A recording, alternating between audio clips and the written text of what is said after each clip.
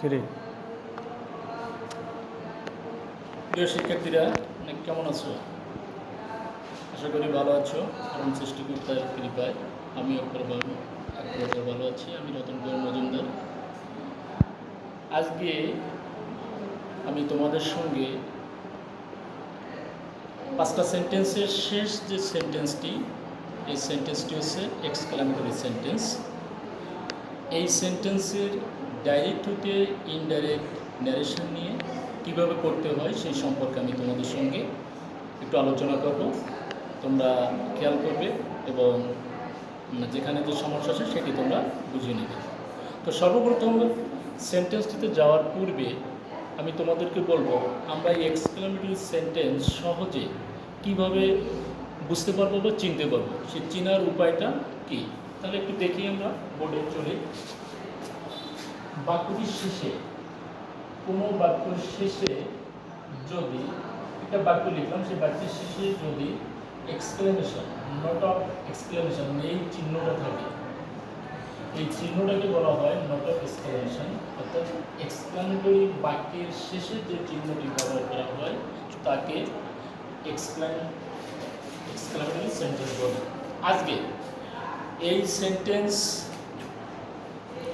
সম্পর্কে আমি তোমাদের সঙ্গে ডাইরেক্ট ইনডাইরেক্ট ন্যারেশন নিয়ে বিস্তারিত আলোচনা করব। তো সর্বপ্রথম একটা ন্যারেশনের রিপোর্টিং ভার্ব থাকে, সেই রিপোর্টিং ভার্ব পরিবর্তন হয়ে এক্সক্লেমেটরি সেন্টেন্সে কি বসে, রিপোর্টিং ভার্বটা কি থাকে? সেই টু থাকে। এটা হচ্ছে রিপোর্টিং ভার্ব। এই রিপোর্টিং ভার্বের পরিবর্তে এক্সক্লেমেটরি সেন্টেন্সে কি হয়? তাহলে যদি বাক্যটিতে আনন্দ প্রকাশ করে, আনন্দ যদি বোঝায় বা প্রকাশ করে, তাহলে কি লিখতে পারি? এই রিপোর্টিং ভার্বের পরিবর্তে exclaimed, EXCLAIMED, exclaimed with joy, জয়। যদি বাক্যটিতে দুঃখ প্রকাশ করে, দুঃখ, হতাশা, কষ্ট এই ধরনের যদি প্রকাশ করে, তাহলে সেখানে রিপোর্টিং ভার্বের পরিবর্তে আমরা কি লিখতে পারি? Exclaimed, EXCLAIMED, exclaimed with sorrow, সরো, SORRO। এখন এই একটা কথা আছে, এক্সক্লেমড উইথ জয়ও দিতে পারো, ডিলাইট দিতে পারো, গ্ল্যাড দিতে পারো।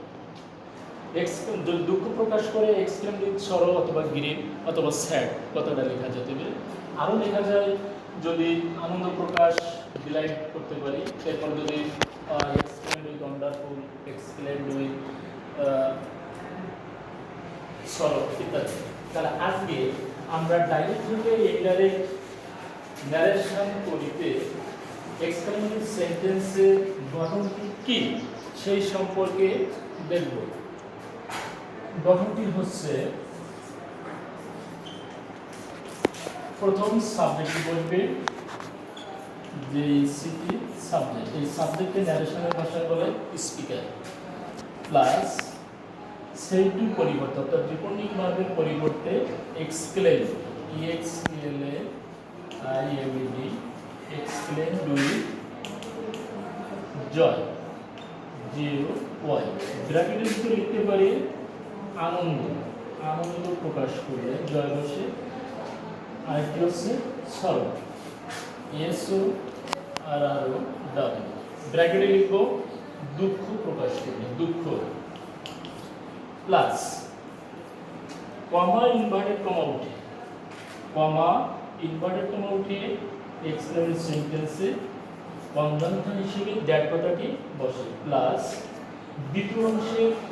দ্বিতীয় অংশ কোনটি? আমরা যেটা ইনভার্টেড কমার ভিতর সীমাবদ্ধ থাকে সেটাকে বলে আমরা রিপোর্টেড স্পিচ।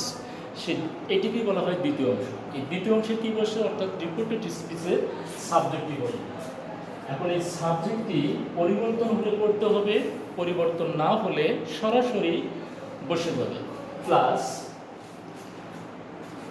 টেন্স অনুসারে ভার্ব, টেন্স, এই টেন্স অনুসারে ভার্বটি ব্যবহার করতে হবে সাবজেক্টের পরে, টেন্স অনুসারে verb, plus very, VERY, very অথবা আর্টিকেল এন অথবা এ সহ গ্রেট GREAT গ্রেট বসে প্লাস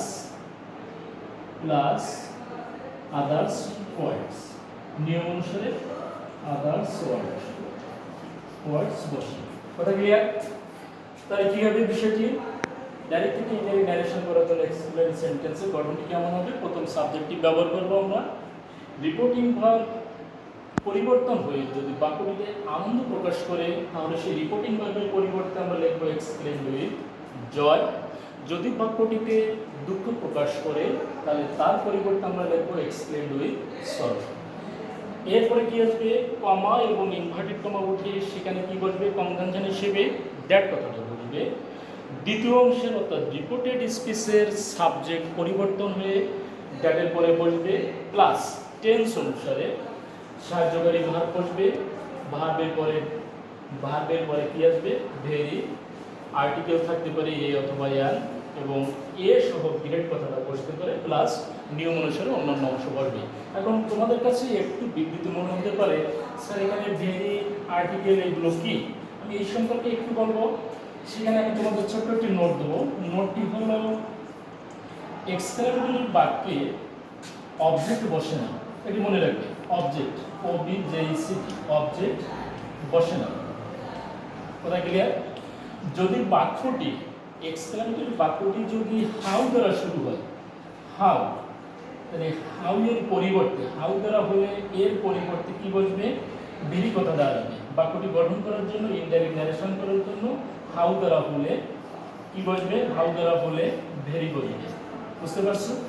ভেরি বসবে। এখানে আরেকটু স্মরণ করে দিই, ভেরিটা কোথায় বসে? অ্যাডজেক্টিভের পূর্বে ভেরি বসে। তাহলে ভেরি কোথায় বসে? অ্যাডজেক্টিভের পূর্বে। ADJECTIV অ্যাডজেক্টিভের পূর্বে, এর পূর্বে কি বসে? বুঝতে পারছো? ভেরি বসে। ভেরি বসে। এখন আরেকটু কথা হচ্ছে, বাক্যটি যদি হট দ্বারা শুরু হয়, হট দ্বারা হলে এ আসবে অথবা অ্যানও হতে পারে। আবার যদি হট দ্বারা শুরু হয় এবং সেখানে যদি নাউন থাকে তাহলে গ্রেড ব্যবহার করতে হবে। তাহলে আমরা এখানে লিখতে পারি নাউনের পূর্বে, নাউনের পূর্বে কি বসবে? নাউনের পূর্বে বসবে গ্রেট GREAT। এই বিষয়টা মনে রাখতে হবে, মাথায় নিতে হবে। কখন ভেরি আসবে? হাউ দ্বারা বাক্যটি হলে, হট দ্বারা হলে এ এম দিয়ে হতে পারে, অথবা যদি সেখানে নাউন প্রকাশ করে তখন কিন্তু আর্টিকেল সহ এ সহ গ্রেড কথাটা এক্সক্লেমেটরি সেন্টেন্সে ডাইরেক্ট থেকে ইনডাইরেক্ট ন্যারেশন করতে এটি ব্যবহার করতে হবে। তাহলে মোটামুটি আমরা গঠনটি কীভাবে করতে হবে সেটি দেখলাম এবং কি আমাদের মনে রাখা দরকার সেগুলো দেখলাম। এখন তোমাদের জন্য আমি একটু উদাহরণ দেবো, তোমরা চলো আমরা উদাহরণের জগতে চলে যাই। তাহলে এবার একটু উদাহরণটা দেখি, মুছে গেলে। উদাহরণটি হইল,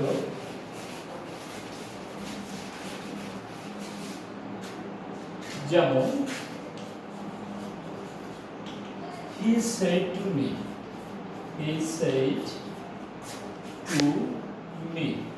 comma inverted comma শুরু, how sweet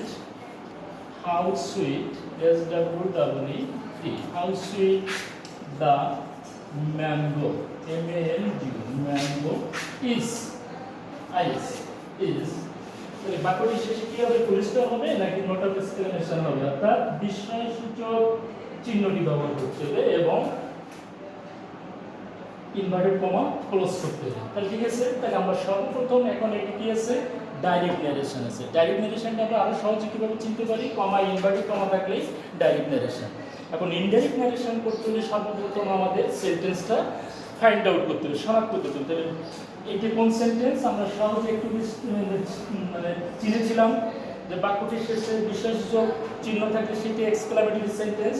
তাহলে এবং ইনভার্টেড কমার ভিতর সীমাবদ্ধ থাকে এই অংশটাকে বলা হয় রিপোর্টেড স্পিচ। তাহলে আমরা বাক্যটি ধরতে পেরেছি। এখন আমরা গঠন অনুসারে ডাইরেক্ট ইনডাইরেক্ট ন্যারেশনটি করব। সেটি হচ্ছে প্রথম কি বসবে? সাবজেক্ট কি। এখন how sweet the mango is বাক্যটা কি বোঝাচ্ছে? নিশ্চয়ই আনন্দ, কত মিষ্টি আমটি, এটা একটা আনন্দের কথা। তাহলে আনন্দ প্রকাশ করলে রিপোর্টিং ভার্বের পরিবর্তে কী হবে? Exclaimed with, EXCLAIMED, exclaimed with joy. বুঝতে পারছো কেন জয় কথাটা আসলে এক্সক্লেইমড উইথ জয়? এরপরে কি আছে? রিপোর্টিং ভার্বের যে অংশটা আছে এটাকে বলা হয় অবজেক্ট। আমাদের নোটে উল্লেখ করা ছিল অবজেক্ট কথাটা এক্সক্লেমেটরি সেন্টেন্সে বসবে না। তাহলে আমরা রুল অনুসারে এবার এগিয়ে যাবো। এবার কি আছে? কমা এবং ইনভার্টেড কমা। এই কমা এবং ইনভার্টেড কমা উঠে কনজাংশন হিসেবে এখানে কি বসবে? দ্যাট। এবার কথা হচ্ছে কি দ্যাটের পরে কি আসবে? দ্বিতীয় অংশে, অর্থাৎ রিপোর্টেড স্পিচের সাবজেক্টটি কে? তাহলে এখানে আরেকটা তোমাদের মনে করিয়ে দিতে চাই, যদি হাউ এবং হোয়াট দ্বারা শুরু হয় বাক্যটি, হাউ এবং হোয়াট দ্বারা শুরু হয় যদি, তাহলে হাউ এবং হোয়াট দ্বারা বাক্যটি শুরু হলে এর সাবজেক্ট এবং ভার্ব শেষে থাকে। অর্থাৎ বাক্যটির শেষে ভার্ব থাকে আর ভার্বের পূর্বে সাবজেক্ট থাকে। আমার কথা ক্লিয়ার? বাক্যটা হাউ এবং হোয়াট দ্বারা শুরু হলে সাবজেক্ট এবং ভার্ব আমরা কোথায় পাবো? তাহলে পাবো হচ্ছে কোথায়? বাক্যটির শেষে, অর্থাৎ চিহ্নটির আগে ভার্ব থাকে আর ভার্বের পূর্বে সাবজেক্ট থাকে। তাহলে হয়ে গেছে। তাহলে দ্যাটের পরে এখন আমরা কি লিখবো? সাবজেক্ট। তাহলে সাবজেক্টটা কোথায়? সাবজেক্টটা হচ্ছে দি ম্যাঙ্গো। আমরা পেয়েছি দি ম্যাঙ্গো। দি ম্যাঙ্গোর পরে ভার্ব আছে, তাহলে ভার্বের পূর্বে সাবজেক্ট। এখন এই দি ম্যাঙ্গো এটা কোন পারসন? নিশ্চয়ই থার্ড পারসন। তাহলে থার্ড পারসন হইলে কোনো পরিবর্তন হইবে না। তাহলে থার্ড পারসন হইলে পরিবর্তন হবে না। তবে দ্যাটের পরে যদি আসে সেই থার্ড পারসন, তাহলে তার নাউন হিসেবে বসবে, নট প্রোনাউন। আমার কথা বুঝতে পারছো? দি ম্যাঙ্গো হচ্ছে নাউনের, প্রোনাউন হচ্ছে ইট। দ্যাটের পরে তো ইট দিব না আমরা, কারণটা কি? সাবজেক্ট আনতে হবে, সেই সাবজেক্টটা নাউন হতে হবে। তাহলে এই জন্য দি ম্যাঙ্গোটি চলে আসছে। বুঝতে পারছো? নাউন হিসেবে MANG, ম্যাঙ্গো। এবার কি বলছিল? আমাদের গঠনিক পদ দেওয়া আছে। এবার টি অনুসারে, মানে টেন্স অনুসারে আমাদের ভার্বটা পরিবর্তন করতে হবে। দেখেন, এই সাবজেক্টের পরে একটা ভার্ব দেওয়া আছে, সেই চিহ্নটি এক্সক্লেমেশন চিহ্নের পূর্বেই ভার্ব বসে, ভার্বের পূর্বেই সাবজেক্ট। সাবজেক্টের পরে ভার্ব আছে, ভার্বটি কি আছে? ইজ আছে। বি ভার্বের রূপ এম ইজ, মানে ইজ আছে। ইজ কথাটা থাকলে ওদেরকে টেন্স অনুসারে পরিবর্তন করতে, তাহলে কি হবে? ওয়াজ। তাহলে দি ম্যাঙ্গো ওয়াজ। বাক্যটা হাউ দ্বারা শুরু হলে কি আসবে? ভেরি। সহজ কথা, ভেরি। এরপরে ভেরির পরে কি বসবে? অ্যাডজেক্টিভ। অ্যাডজেক্টিভটা কি আছে? ভেরি। ভেরি থাকলে অ্যাডজেক্টিভ বসে, সেটা তো সুইট। বুঝতে পারছো? সুইট করার পরে ফুল স্টপ। তাহলে আমরা আরেকটা উদাহরণ দেখি। He said, comma, inverted comma, শুরু। What a fool I am. What a fool I am. ঠিক আছে? বাকি এক্সক্লেমেটর জন্য ইনভার্টেড কমা ক্লোজ। তাহলে কোন সেন্টেন্স? নিশ্চয়ই আমরা জানি এক্সক্লেমেটরি সেন্টেন্স। তাহলে আমরা কি দিয়ে করব? কি বোকা, তাই না? কেন বোকার কথাটা বলে তো দুঃখ প্রকাশ করে। তাহলে he exclaimed, EXCLAIMED, exclaimed with sorrow, SORROW। এবার সাবজেক্টটা কোথায়? সাবজেক্ট আছে আই। কোন person? First person. First person সব সময় সাবজেক্টের কাছে যাবে এবং যে কেস থাকে যার কাছে যাবে তাও সেই কেস হতে হবে। তাহলে এটা সাবজেক্ট কেস আছে, ও যার কাছে গেছে ওরও সাবজেক্ট কেস আছে কি। এখন কি থাকলে এই ফুলটা হচ্ছে কি? ফুলটা হচ্ছে নাউন। নাউন তার পূর্বে এই ভার্বের পরে কি বসবে? টি অনুসারে সাহায্যকারী ভার্ব। তাহলে কি আছে? অ্যাম আছে, ওর পাস্ট ভার্বে কি হয়? ওয়াজ। হি ওয়াজ, ওয়াজ। এবার ফুলটা হচ্ছে নাউন। আমরা নোটে দেখেছিলাম নাউনের পূর্বে কি বসে? গ্রেট কথাটা বসে। তাহলে কি লিখবো? আর্টিকেল সহ গ্রেট কথাটা আসবে। তাহলে he was a great, great fool, FOOL। আশা করি বুঝতে পেরেছো। এবার তোমাদের জন্য আরেকটু ছোট্ট করে দেখাবো। সেটি হচ্ছে যদি বাক্যটি ইন্টারজেকশন ওয়ার্ড দ্বারা শুরু হয়। ইন্টারজেকশন ওয়ার্ড কেমন সেটি জানো তোমরা? অবশ্যই জানো, তারপরে তোমাদের রাখতে পারি। যেমন কুরে, HURAX, কুরে। তারপর bravo, BRAVO, hello, HCLLOW, OOS, fie, FI ইত্যাদি। ঠিক আছে? এটাকে বলে ইন্টারজেকশন ওয়ার্ড। যদি এই ওয়ার্ডগুলো দিয়ে শুরু হয় তাহলে কিন্তু ভেরি এবং হট আসবে, ভেরি এবং গ্রেট কথাটা আসবে না। যেমন এখান থেকে উদাহরণ দিই, সহজভাবে হয়ে যাবে। যেমন Colin said, KRIM, Colin said, SID, comma inverted comma, hurray, HURRAS, hurray. এই ইন্টারজেকশন ওয়ার্ডগুলো থেকে এরপরে কিন্তু চিহ্নটি বসবে, এক্সক্লেমেশন চিহ্নটি বসবে, হুররে। We have